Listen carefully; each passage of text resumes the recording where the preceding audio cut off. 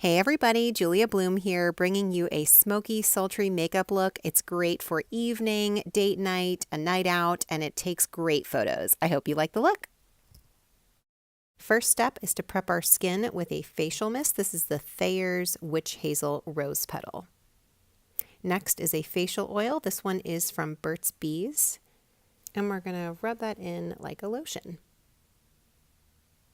Then you can follow up with an SPF. I like to use the Burt's Bees Firming Day Lotion. It does have SPF, but it does have some flashback, meaning it's got a little bit of white reflected in it, so just be careful if you're taking photographs.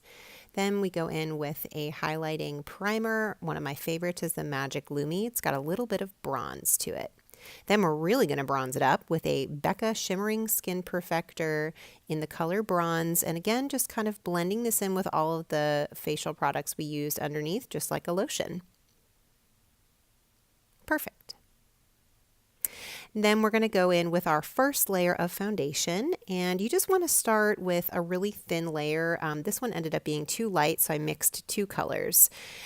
Just blending it in with your fingers is just fine, or you can use a damp beauty blender. Really just kind of working in from the middle of your face outwards, so it's really thin on the outer edges, and of course blending down your neck to avoid that line. Then we go in with an opaque concealer. This one again is the Secret Camouflage by Laura Mercier. And I actually sped up this part of the video, but I just wanted to keep it in there so you could see just how much spot concealing I'm doing. I think this really makes a huge difference, especially when you're trying to go for a really thin layer of foundation. I don't like to cake it on, so I really take my time here. Next, I'll use that same concealer to lift any darkness around my nose and underneath my mouth. Then I'll take an under eye concealer and draw triangles underneath my eyes to both highlight, lift, and conceal any dark circles. And the trick with this is to try and lay it down as thin as you can while covering the most amount of area. So use a really light hand and then cover this same kind of concept through the center of your face and blend out really, really, really well. One of the most important things is to make sure you actually did the step of all the facial skincare to make sure it doesn't look too cakey at this step. I layer on some under eye setting powder. The one I showed you was from e.l.f., but you can use any translucent powder. And just pack it on where your natural creases happen. Then we're going to go ahead and take that concealer onto our eyelids and blend it in well to act as our eyeshadow base. Then the fun part. This one is the New Classics palette by e.l.f., and we're going to start first with this cream shade, just to set that concealer we laid down as our first step. The next step is to take a nice light bronze shade, or brown shade rather, and put that all over your lid and up into the crease. Don't worry about being too exact at this point, it's just our transition. Next up is any dark brown shadow. This is really where you're going to take the most time to set up for yourself for success. You will map out your general shape. You don't need to worry about blending at this point, just make sure you get the overall shape that you want. Me, I want something really winged out and kind of lifted, and just making sure that that shape is really clean and crisp up until the crease, and then we can always blend it out later. I'm just darkening it up.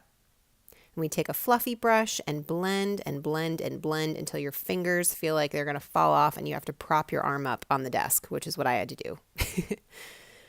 And then just go back and forth. Build up the color to the intensity that you like. Then we're going to go back into this palette and get the black shade and really darken it up and focus that darkness on the lid closest to the lash line. Again, blending again with that same clean fluffy brush through the crease. And then also making sure that when you're blending, you're not going up too high. You don't want that to go into the brow. Anytime you make a mistake or go overboard with the blending, just grab your trusty Q-tip and fix it up. And if you do drop down any shadow, just flick it away with a fluffy brush. I like to bring my shadow down to the outer third of my lower lash line and just connect it up with that wing. I'm using an angled brush here to get this effect. And my husband and 7-month-old baby were sitting there as I was doing this video, and the sounds they make are pretty gross.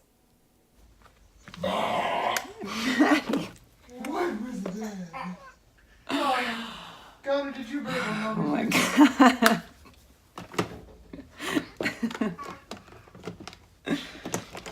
Maddie, that was vile. All right, back to business and on to brows. Take your favorite micro pencil, brush those hairs upward and just fill in wherever you're sparse. This is a really intense eyeshadow look, so I don't want to go too crazy onto my brows, but I definitely want to give them some more definition.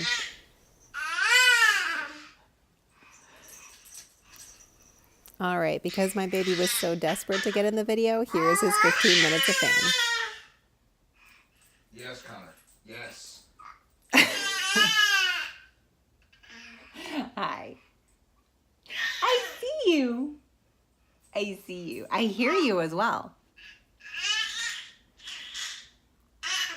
What was that? A little louder, please. Good job. Is he not the cutest thing? Anyway, take your brow gel and give your eyebrows a quick coat of this and they won't move. For our inner corner highlight, grab a shimmery white shadow and stick that right on the inner corners of your eyes and of course on the brow bone.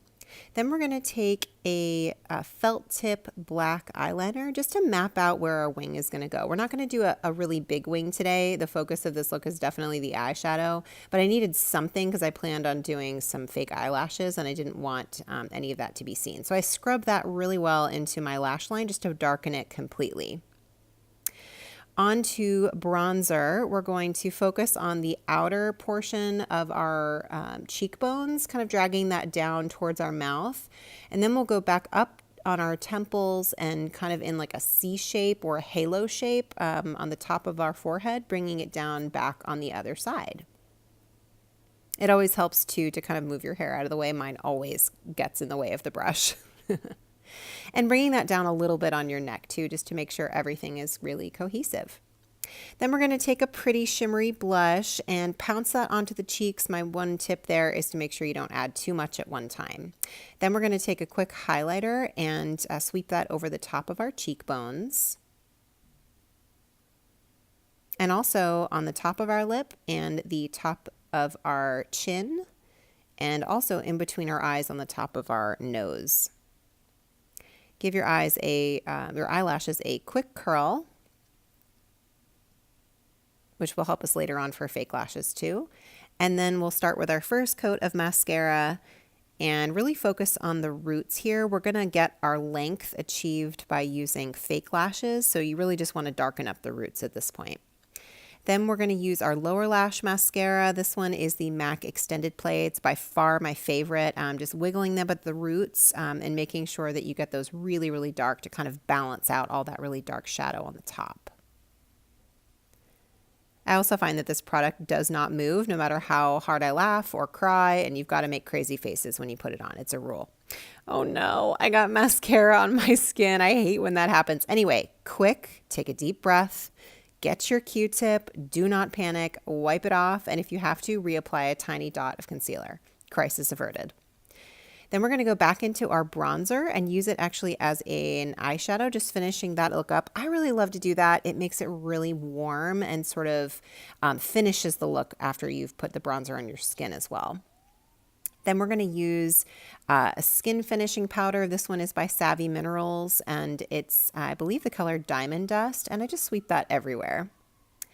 Put a little bit of a nude colored liner in your inner waterline, just on the inner third for a little bit of brightness, and on the outer third, a dark liner, any color, brown or black will work.